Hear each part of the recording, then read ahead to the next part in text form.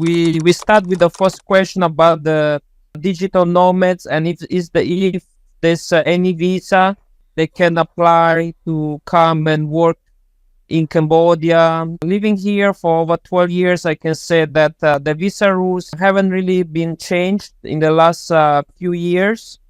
It's a business visa that you can get on arrival or online, and there aren't any requirements. You just ask for a business e-visa when you land at the airport, and you pay $35 in cash. In Cambodia, we use American dollars. They will give you this 30 days visa that you can extend for 6 months or 12 months. If you want to extend the visa for 12 months, you have to get a working permit. And the working permit can be received even if you're not working. You can just get it as a self-employed. So basically, after you get the working permit, which is easy to get, you can extend your visa up to 1 year. We're talking about a price that is between $290 to $360 for a 1 year business visa. And this is a multiple entry visa. You can go out of Cambodia and then come back. And you can get the 6 months visa as well. You don't need a working permit. But after 6 months, if you don't have the working permit, you can just exit Cambodia and then come back. Basically, it's just very easy, very simple. All you need to do is come to Cambodia at the airport, pay $35 in cash, and you get this business visa. And then this business visa can be extended indefinitely 6 months to 12 months at a time. Ivan, a quick question regarding if you do not get accepted, you have to leave Cambodia and then come back. What is that period of time? Do you have to leave for a day, or is it a couple weeks or a month before you try to come back and apply? We are talking about just 1 day, because in case you cannot get the business visa, or you have to make a visa run, then you just go out of the country and then come back. You make a visa run. That is just not more than 1 day. Good to know. And can I ask you, from your experience up until this point, you've been in Cambodia for some time, what type of business folks or people are you seeing that are applying or coming into the country with this type of visa? What kind of work are they doing, and how long are they typically staying for from your experience? I think most people that come to Cambodia, if we talk about digital nomads, they have some job that is done online, some kind of company, Singapore or US, Canada.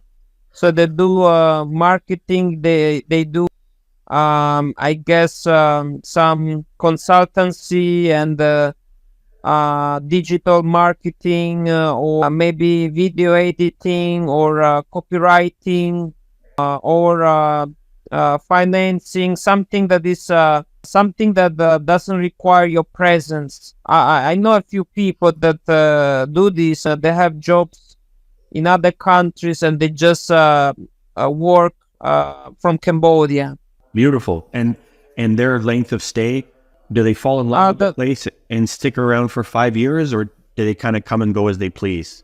I think most people, they get a 6 to 12 months visa. I think most of the expats, the digital nomads, get a 1 year visa, because I think everyone, including me, like to travel outside of the country, because you can go to Thailand in 1 hour flight. You can go to Singapore in 2 hours flight. You can go to Hong Kong, also 2 hours. You can go to Malaysia, also 2 hours. So everywhere is just 1 to 2 hours away by flight. So it makes sense that you go sometimes out of Cambodia, because there are the neighboring countries that are just next door.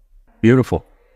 And so if we can make the shift towards real estate, either purchase or more than likely renting for nomads, if you're entering the country for, the first month, 6 months or a 12-month stay, what does the accommodation look like for you? Where are you going to be staying? What are some areas, and what's the processing cost, if we can just throw that into a nutshell? If you want to rent accommodation in Cambodia, it's very simple. All you need to do is just find a place. Can be a room, can be an apartment, can be a mansion, can be a house, can be a condo. So, for example, for me, I have a house, and the rent for a house is like between $300 to $400. That's a house, maybe even $500, depending where, which neighborhood. And we have rooms. The cheapest room maybe is $80 per month. If you want something a bit nicer, 100 to 150 to 250 if you want a studio apartment. But usually a room is $80 to $150. If you want, and this is the more you pay, the more you can get furniture, and the house too. You can also get furniture. If we talk about the condominium, then it's from $400 to $1,000, depending on where, and is it a studio, is it a 1 bedroom, is it a 2 bedroom, 3 bedroom, depends where. Of course, if you get somewhere next to the river, Phnom Penh, so maybe 400 to 1,000 to 1,500. This is the price. If you get somewhere inside the city or in the province, Kampot, like a provincial town, then it's less and less. I think most people like to go to places that you can get something for $200, which is not bad for Western standards. But Phnom Penh City will have the highest cost. So from 400 to 500 to $600. If you go above 800, then it's something luxurious, something that is upper scale.